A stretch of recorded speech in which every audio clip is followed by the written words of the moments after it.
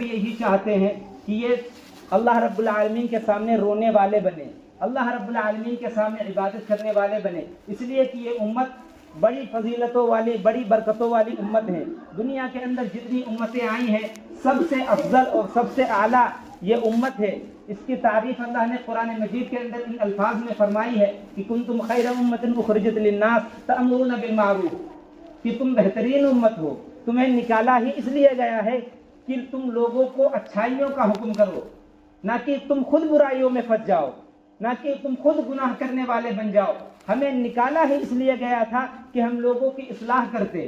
ہم لوگوں کے اندر اللہ رب العالمین کا ڈر پیدا کرتے، ہم اللہ کے رسول صلی اللہ علیہ وسلم کی سنتوں کو عام کرتے۔ ہمیں نکالا گیا تھا، ہمیں چھانٹا گیا تھا اس لیے۔ لیکن آج جس امت کو اس لیے نکالا گیا ہو، آج وہ امت خود گناہوں کے اندر پھنس جائے، آج وہ امت خود جسے نکالا گیا ہو اچھائیوں کا حکم کرنے کے لیے، وہ خود برائیوں کے اندر پھنس جائے۔ ہمیں نکالا گیا کہ لوگوں کو اصلاح کے لیے، لوگوں کو نیک باتیں بتانے کے لیے۔ آج ایسا وقت آ گیا کہ ہمیں بتانا پڑتا ہے، لوگ ہمیں بتائیں، ہم چاہتے ہیں کہ ہمیں لوگ بتائیں، لوگ ہمیں بتائیں کہ نماز پڑھو، حالانکہ ہم دوسروں کو بتانے والے بنتے۔ ہم سے کوئی یہ نہ کہتا کہ تم نماز کیوں نہیں پڑھتے ہو، تم اللہ کے احکام پورے کیوں نہیں کرتے ہو۔ ہماری تو حالت یہ ہونی چاہیے تھی کہ ہم دوسروں کے اندر اسلام کی دعوت دیتے اور اللہ کی کلمے کی طرف بلاتے۔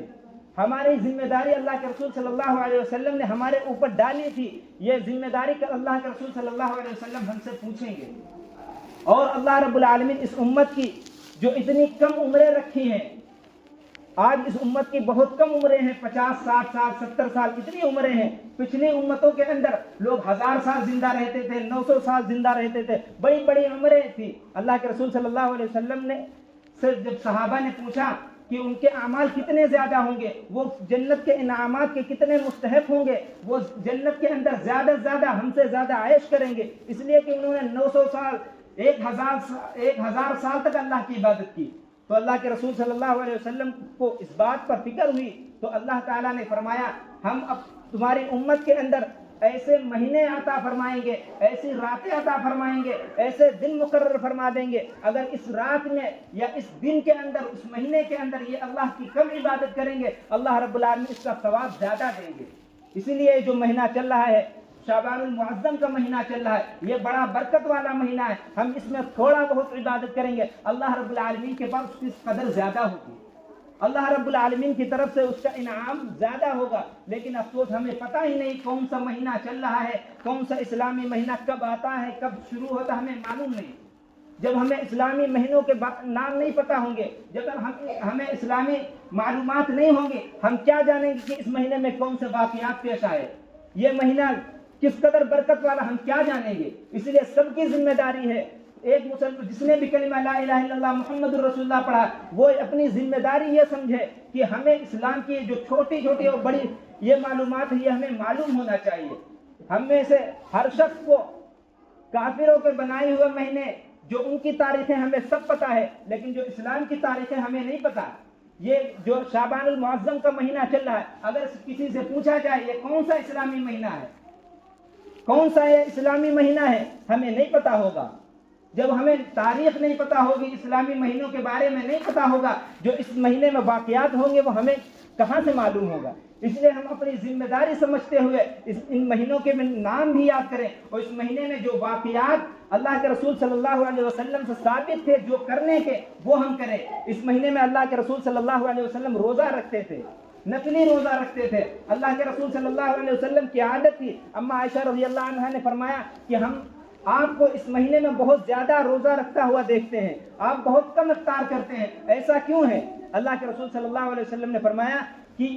اس مہینے میں اللہ رب العالمین کے پاس بندوں کے اعمال پیش ہوتے ہیں، ہم یہ پسند کرتے ہیں کہ جب ہمارے اعمال اللہ رب العالمین کے پاس پیش ہوں، ہم روزے سے ہوں۔ ہمیں بھی یہ چاہیے، ہم یہ کوشش کریں جب ہمارے اعمال اللہ رب العالمین کے پاس پیش ہوں، ہم بھی کوئی نہ کوئی اللہ کی عبادت کر رہے ہوں، ہم گناہ کے اندر اپنی زندگی نہ گزار رہے ہوں۔ جب ہمارے اعمال پیش ہو رہے ہوں اللہ رب العالمین کے پاس، ایسا نہ ہو کہ ہم نماز چھوڑنے والے ہوں۔ وہاں جب ہمارے اعمال پیش ہوں، پتہ چلے کہ یہ بندہ نماز چھوڑ رہا ہے، یہ اللہ کے احکام چھوڑ رہا ہے۔ رسول اکرم صلی اللہ علیہ وسلم کو تو اتنی فکر تھی، حالانکہ وہ بخشے بخشائے تھے، ان کی زندگی میں کبھی تصور ہی نہیں ہو سکتا کہ کوئی گناہ سرزد ہو جائے، پھر بھی آپ اتنی فکر کر رہے ہیں، اتنی کوشش کر رہے ہیں کہ یہ فکر کر رہے ہیں اور اپنی امت کو تلقین کر رہے ہیں کہ جب ہمارے اعمال پیش ہوں اللہ رب العالمین کے پاس تو ہم روزے سے ہوں۔ اس لیے ہمیں بھی چاہیے کہ جب ہم یہ مہینہ آئے، اس مہینے کے اندر جو کچھ اللہ کے رسول صلی اللہ علیہ وسلم نے فرمایا، نفل روزے فرمائے ہیں اور